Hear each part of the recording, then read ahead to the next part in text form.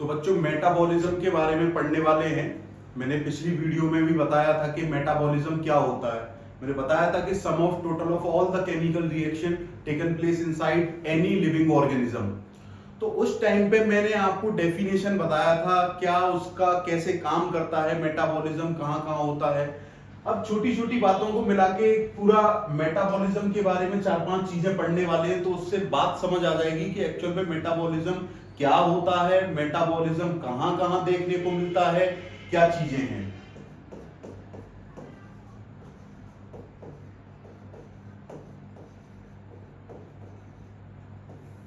तो बच्चों मेटाबॉलिज्म का मतलब होता है sum of total of all the chemical reactions taken place inside any living organism.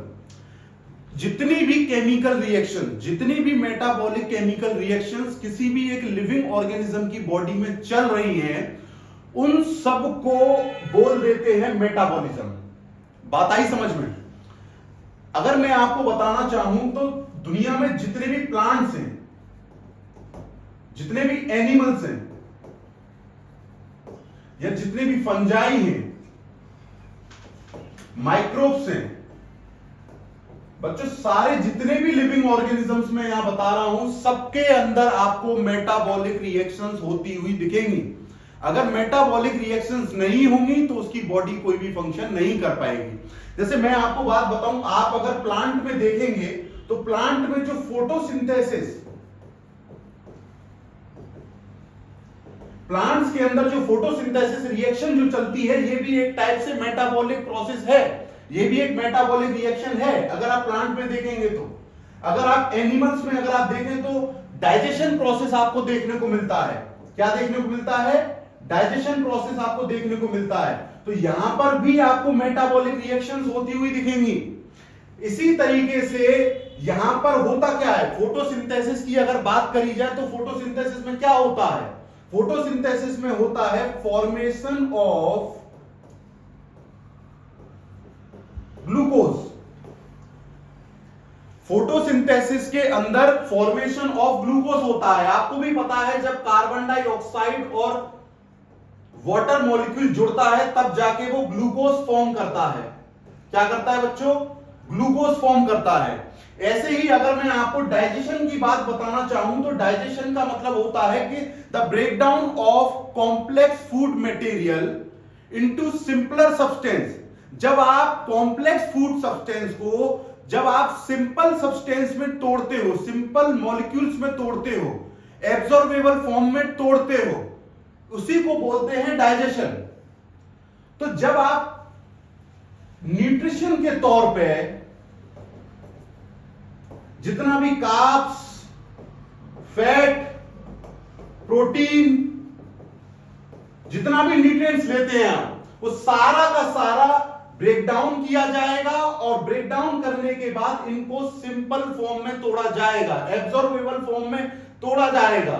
जब एब्जॉर्बेबल फॉर्म में तोड़ दिया जाएगा और फिर इनको एब्जॉर्ब कर लिया जाएगा। तो ये भी एक टाइप से मेटाबॉलिक रिएक्शन है। बात समझ आई है नहीं आई? ऐसे ही अगर मैं आपको बात बताऊं रेस्पिरेशन,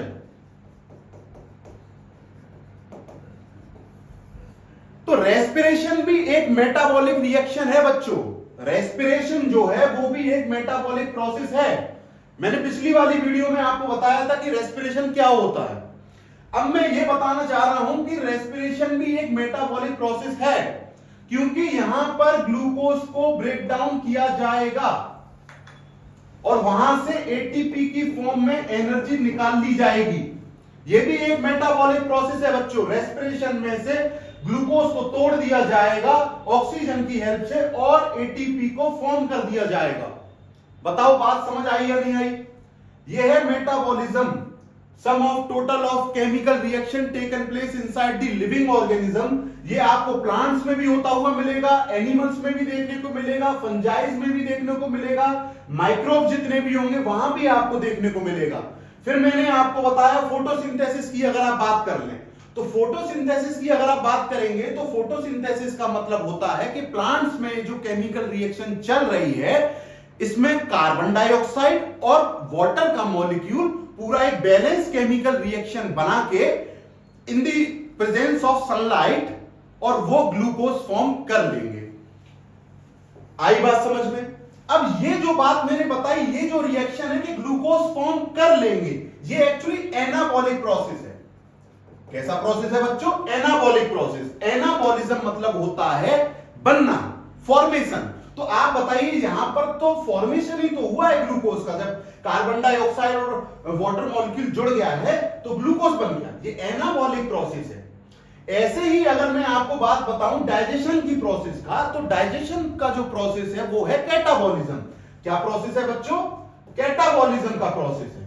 कैटाबॉलिज्म का मतलब होता है ब्रेक डाउन करना, चीजों को तोड़ना। जितने भी हमारे पास सब्सटेंस हैं उनको तोड़ना, वो कैटाबॉलिज्म है। The breakdown of substances is called catabolism. तो आप बताइए, आपने न्यूट्रिशन में, अपने डाइट में कार्ब्स खाए, फैट खाए, प्रोटीन खाए, लिपिड्स लिए, ये सारी चीजें ली, तो बाद में जाके स्टार्च भी लिया, और बाद में जाके जब डाइजेशन प्रोसेस चलेगा तो कार्ब्स को भी तोड़ा जाएगा, फैट को भी तोड़ा जाएगा, प्रोटीन को भी तोड़ा जाएगा, सबको तोड़ा जाएगा, क्योंकि उनको आपके ब्लड स्ट्रीम में फ्लो करवाना है। और ब्लड स्ट्रीम में कभी भी कार्ब, फैट, प्रोटीन इस तरीके से कॉम्प्लेक्स सब्सटेंस फ्लो नहीं हो पाते हैं। पहले उनको तोड़ा जाएगा, एक एब्जॉर्बेबल फॉर्म में लाया जाएगा, सिंपल फॉर्म में लाया जाएगा, फिर उनको ब्लड में फ्लो किया जाएगा, फिर आपके एक एक सेल तक, टिश्यू तक फंक्शन करने के लिए उनको पहुंचाया जाएगा। तो आप बताइए कैटाबॉलिज्म हुआ या नहीं हुआ?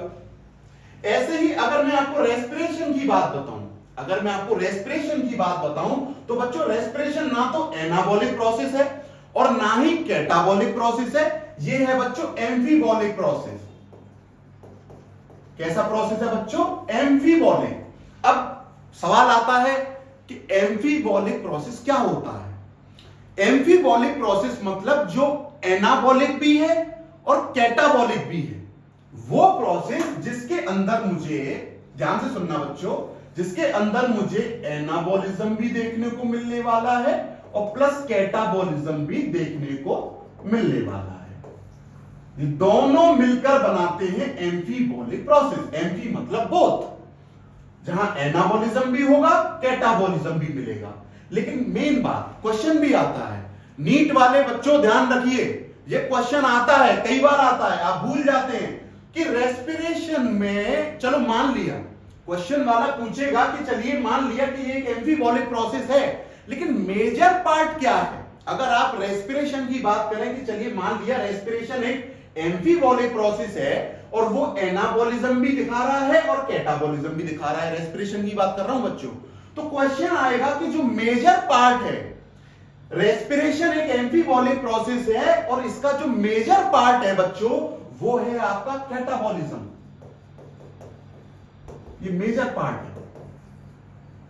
बताइए, ये है बात जो मैंने आपको मेटाबॉलिज्म में बताई है।